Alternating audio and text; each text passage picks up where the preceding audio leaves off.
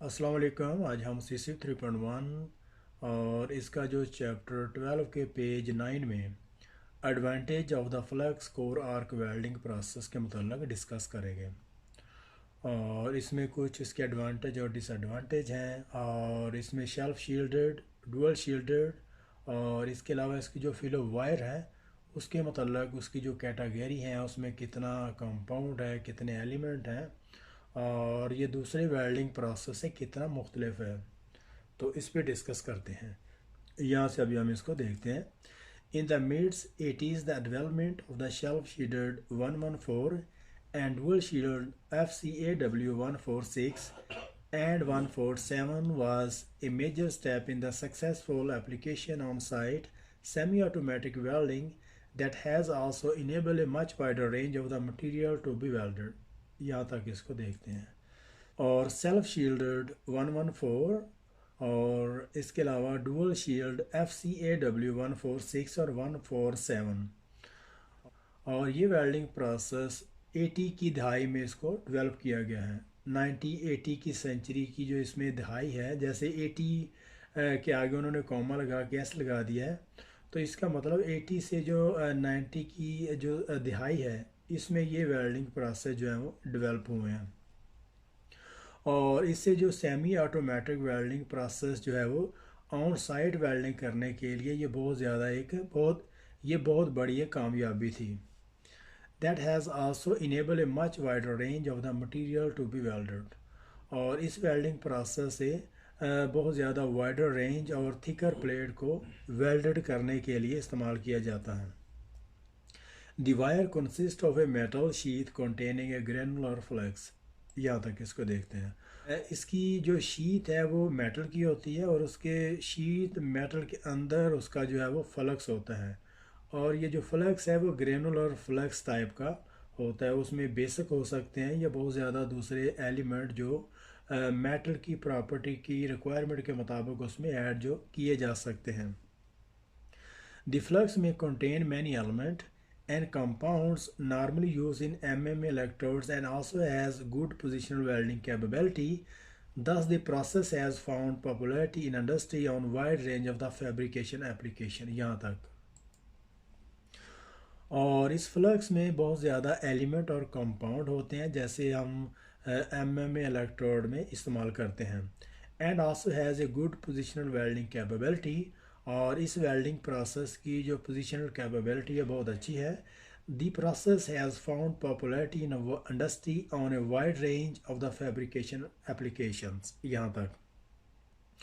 और इस welding process की flux core arc welding process की जो पोजीशनल कैपेबिलिटी है वो अच्छी है, और इसके अलावा इंडस्ट्री में बहुत ज़्यादा जो वाइड रेंज है, जैसे उसकी थिकर प्लेट है या बहुत ज़्यादा मटेरियल को वेल्ड करने के लिए इसको जो है वो इस्तेमाल किया जाता है उस, और ये इंडस्ट्री में बहुत ज़्यादा एक फेमस और पॉपुलर वेल्डिंग प्रोसेस है। यहाँ से इसको देखते हैं। Gas producing element and compound may be added to the flux core, thus the process can become independent of any separate gas shield। यहाँ तक। और इसकी जो फिलर वायर है इसकी कोर में एलिमेंट और कंपाउंड होते हैं, जब वो जलते हैं तो उससे जो इसकी शील्डिंग गैस जो है प्रोड्यूस होती है। और जो flux core arc welding process है ये सेपरेट तौर पर इसको जो शील्डिंग गैस प्रोवाइड नहीं की जाती, ये इसकी जो कोर वायर है वहीं से इसकी शील्डेड जो है वो मिलती है। Which had restricted the use of the conventional MIG MAG welding in a field application. तो इसके एडवांटेज की वजह से जो मिग मैग वेल्डिंग प्रोसेस है उसमें रिस्ट्रिक्शन है, क्योंकि इसमें जो सेपरेट तौर पर इसकी जो फिलर वायर है मिग मैग वेल्डिंग प्रोसेस में जो सेपरेटली से इसकी जो शील्डिंग गैस है वो देनी पड़ती है। लेकिन flux core arc welding process में इसकी जो अलहदा से शील्डेड जो गैस है वो प्रोवाइड नहीं करनी पड़ती। इसकी जो एलिमेंट है, कंपाउंड है, उसी से शील्डिंग गैस जो है वो उसी से उसकी जो शील्डिंग गैस है वो मेटल और आर्क कॉलम को मिलती है। तो यहाँ से अभी हम इसको देखते हैं। डुअल शील्ड, और ये दूसरा 147 और 146 वेल्डिंग प्रोसेस है। ये डुअल शील्डेड मतलब इसमें दोनों तरफ से शील्डेड गैस जो है वो मिलती है। Wire obtain gas shielding from a combination of the both compound in the flux and a separate shielding gas। और यहाँ पे जो dual shield gas welding process है, इसमें जो एलिमेंट है और कंपाउंड के जो जलने से शील्डिंग गैस एक तो मिलती है, और दूसरा इनको अलग से जो है वो सिलेंडर से शील्डिंग गैस जो है वो भी प्रोवाइड की जाती है।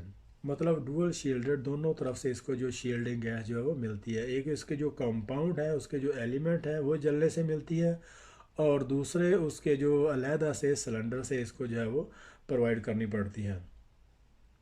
Most wire are sealed mechanically or hermetically with various form of the joint। और बहुत सारी जो फिलर वायर है वो जॉइंट के मुताबिक अकॉर्डिंग टू जॉइंट उनको जो है वो मैकेनिकली और hermetically उनको जो है वो सील किया जाता है।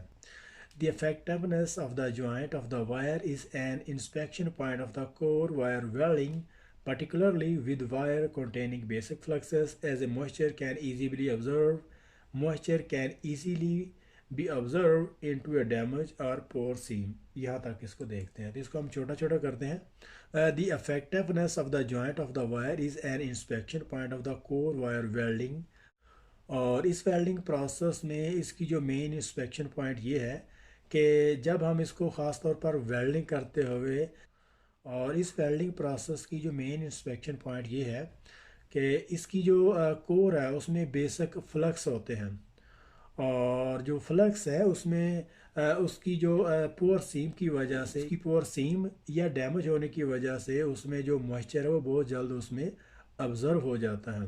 तो इस चीज़ को देखने की ज़रूरत होती है कि इसकी जो कोर वायर है उसमें बहुत जल्दी उसमें मॉइस्चर है वो इजीली ऑब्ज़र्व हो जाता है, क्योंकि उसमें बेसिक फ्लक्सेस होते हैं। अगर दूसरे वेल्डिंग प्रोसेस में भी अगर इस्तेमाल करें, जैसे एमएमए वेल्डिंग प्रोसेस है, तो उसमें जो मॉइस्चर है उसमें भी बहुत ज़्यादा आसानी से इसमें ऑब्ज़र्व हो जाते हैं। लेकिन यहाँ पे अगर उसकी जो सीम है वो पोर है, वहाँ से अगर कोई डैमेज है तो इस हवाले से भी ये फिलो वायर में बहुत ज़्यादा आसानी से इसकी जो मॉइस्चर है वो ऑब्ज़र्व होती है। तो इसको देखने की ज़रूरत होती है। It is sound practice when using basic core wire to discard the first metre of new reels if any doubt remain about its storage history, as any moisture can be freely absorbed up through the core of the flux if incorrectly stored.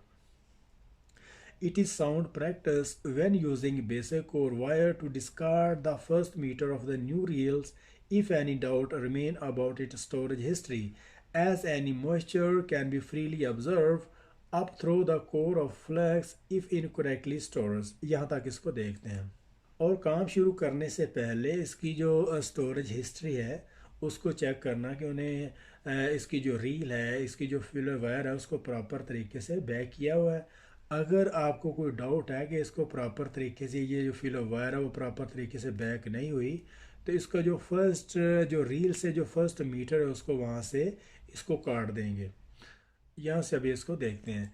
The backing of the core wire is ineffective and will do nothing to restore the condition of a contaminated flux within a wire। यहाँ तक इसको देखते हैं।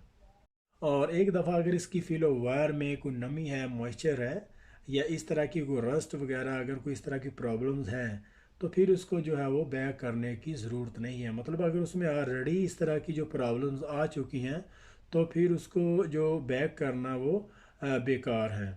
और इस चीज़ को जो है वो बिफोर इसको जो है वो सॉल्व करना होगा। A further advantage of the flux core wire welding is that it produces a very high level of penetration। A further advantage of the flux core wire welding is that it produces very high level of penetration। और इसके अलावा मज़ीद इसका जो advantage ये है कि ये जो हाई लेवल ऑफ पेनिट्रेशन जो है वो देता है। This is achieved by the high current amount of the current density in the wire। This is achieved by the high amount of the current density in the wire। और इसकी जो current density है filler wire में बहुत ज़्यादा high होती है, क्योंकि इसमें बहुत ज़्यादा एम्पेयर और वोल्टेज यूज़ होते हैं। Or in other words, the amount of the current carried in the available cross section of the conductor। और दूसरे लफ्ज़ों में ये कि उसका जो कंडक्टर है उसके थ्रू इसकी जो करंट डेंसिटी है वो बहुत ज़्यादा हाई लेवल पर वो अचीव होती है। This is area very small in flux core wire in comparison with other welding process as is shown below. यहाँ तक इसको देखते हैं। और इस वेल्डिंग प्रोसेस की जो फिलो वायर अगर हम अगर हम दूसरे वेल्डिंग प्रोसेस के साथ अगर कंपेयर करते हैं तो इसका जो डायामीटर है जिसमें कोर वायर में जो उसके फ्लक्स होता है वो बहुत ज़्यादा कम होता है, जैसे उन्होंने नीचे डायग्राम में दिखाया हुआ है। The higher the current density then the higher is the penetration factor. और जितनी इसकी जो करंट डेंसिटी हायर होगी उसी के मुताबिक अकॉर्डिंगली उसकी जो हो पेनिट्रेशन जो है वो मिलेगी। और जितनी इसकी जो करंट डेंसिटी हाई होगी उसी के मुताबिक इसकी जो पेनिट्रेशन है वो अचीव होगी। The amperage value given are typically for each process and wire diameter only। और हर वेल्डिंग प्रोसेस और उसका जो फिलर वायर का जो डायमीटर है उसके मुताबिक उसने यहाँ पे उसकी जो एम्परेज वैल्यू यहाँ पे नीचे दी हुई है। तो यहाँ पे इलेक्ट्रोड्स हैं। Manual metal arc welding process के जो इलेक्ट्रोड्स हैं तो यहाँ पे उसने 3.25 डायमीटर यहाँ पे वो दिखा रहा है और उसका जो एम्परेज है वो 12500 एम्परेज है। मतलब 125 एम्पेयर पे ये इलेक्ट्रोड जो है वो प्रॉपर तरीके से पेनिट्रेशन यूज़ होता है, कंज्यूम होता है। और इसके अलावा सोलिड मिग वायर में इसका जो फिलर वायर का जो डायमीटर है वो 1.2 है और इसमें जो इसके एम्पेयर्स हैं वो 180 एम्पेयर इसमें यूज़ होते हैं। मतलब इसको इस प्रोसेस में इसका जो एम्पेयर है वो manual metal arc welding process से ज़्यादा है। तो यहाँ पे नंबर 3 में इसका जो सबमर्ज आर्क वायर्स में 3.25 इलेक्ट्रोड का डायमीटर है और इसमें जो इसके एम्पेयर्स हैं वो 650 एम्पेयर इसमें यूज़ करते हैं। 650 एम्पेयर इसमें यूज़ होते हैं। तो मतलब इसका जो एमएमए और सॉलिड वायर और इसके अलावा जो सबसे ज़्यादा जो हाई एम्परेज इस्तेमाल होते हैं वो सबमर्ज आर्क वेल्डिंग प्रोसेस में 3.25 डायमीटर से इसके जो 650 एम्पेयर इसमें यूज़ होते हैं। तो इसके अलावा फ्लक्स कोर आर्क वायर्स में इसका 2.00 डायमीटर है और इसमें 180 एम्पेयर इसमें यूज़ होते हैं। तो सबसे ज़्यादा जो हाई एम्परेज इसमें कंज्यूम करने वाला जो प्रोसेस है वो सबमर्ज आर्क वेल्डिंग प्रोसेस है। और इसके अलावा फ्लक्स कोर वायर्स हैं जिसका 2.0 इलेक्ट्रोड का डायमीटर है और उसमें 180 एम्पेयर इस्तेमाल होते हैं, 180 एम्पेयर इस्तेमाल होते हैं। और उससे लेस जो है वो solid MIG MAG welding process में इसका 1.2 डायमीटर है फिलर वायर का और इसमें जो एम्पेयर इस्तेमाल होते हैं वो 180 एम्पेयर इसमें यूज़ होते हैं। 1.2 फिलर वायर का जो डायमीटर है उसमें 180 एम्पेयर जो है वो यूज़ होते हैं। अब अगर 1.4 है या फिर 1.6 है तो अकॉर्डिंगली उसके जो क्रॉस सेक्शन है उसके मुताबिक इसकी जो एम्पेयर है वो भी इंक्रीज़ होंगे। तो इसी तरीके से इलेक्ट्रोड जो सबसे लेस एम्परेज इसमें कंज्यूम होते हैं, सबसे लेस एम्पेयर इसमें यूज़ होते हैं, इसमें इसका 3.25 डायमीटर्स है और उस इलेक्ट्रोड्स पे 125 इसमें एम्पेयर जो है वो कंज्यूम होते हैं। तो यहाँ पे इसकी जो कोर वायर है तो इलेक्ट्रोड की जो जिसमें फ्लक्सेस होते हैं जिसमें कंपाउंड होते हैं उसका ये डायमीटर है। मतलब इसमें सबसे ज़्यादा जो है वो इससे और सबमर्ज आर्क वेल्डिंग प्रोसेस में बहुत ज़्यादा इसके कंपाउंड है और एलिमेंट इसमें यूज़ किए जाते हैं। और इसके अलावा सोलिड मिग वायर है इसमें जो है वो ये आप देख रहे हैं कि इसका डायमीटर बहुत कम है। मिग वायर में आप देख रहे हैं इसका डायमीटर बहुत ज़्यादा स्मॉल है। और इसके अलावा फ्लक्स कोर आर्क जो वायर है तो उसकी जो मेटालिक शीट है उसकी अराउंड पे जिसमें जो करंट कैरिंग कैपेसिटी जो है वो कॉन्टैक्ट शिप से इम्प्रूव होती है। तो यहाँ पे मेटालिक शीट है जो साइड पे जो मेटल होता है और उस मेटल के अंदर जो है वो कोर और उस मेटल के अंदर उसकी कोर में उसमें एलिमेंट और कंपाउंड होते हैं। तो मतलब इस प्रोसेस में जो है वो बाहर से जो शील्डिंग गैस है वो नहीं मिलती। इसकी जो कंपाउंड है जब वो जलते हैं तो उसी से इसकी शील्डिंग गैस जो है वो मिलती है। तो इसका जो डायमीटर ये है और इसकी जो शीट है यहाँ पे वो साइड पे दिखा रहा है। तो इसी के थ्रू इसकी जो करंट डेंसिटी है जो करंट पिकअप है वो कॉन्टैक्ट टिप के थ्रू जो है वो अचीव होती है। तो यहाँ पे increasing current density and penetration power. तो यहाँ से एमएमए से होती हुई आगे सॉलिड वायर है, और इसके अलावा इसका जो एम्पेयर है वो एमएमए से ज़्यादा है। और इसी तरीके से सामर्ज आर्क वेल्डिंग प्रोसेस का है, वो एमएमए से वो नीचे वो लेता हुआ यहाँ पे फ्लक्स कोर आर्क, इसकी जो करंट डेंसिटी वो इंक्रीज़ होती जा रही है। मतलब हर वेल्डिंग प्रोसेस में उसकी जो एम्पेयर है वो वोल्टेज है वो डिफरेंट होते हैं और उसमें डिफरेंट यूज़ किए जाते हैं, और उसी के मुताबिक उसकी जो करंट डेंसिटी है, जो उसकी जो पेनिट्रेशन है वो मिलती है। तो यहाँ पे हमारा 12.9 का जो पेज है यहाँ पे ख़त्म हो रहा है। तो मिलते हैं नेक्स्ट पेज में, तब तक के लिए अल्लाह हाफिज़।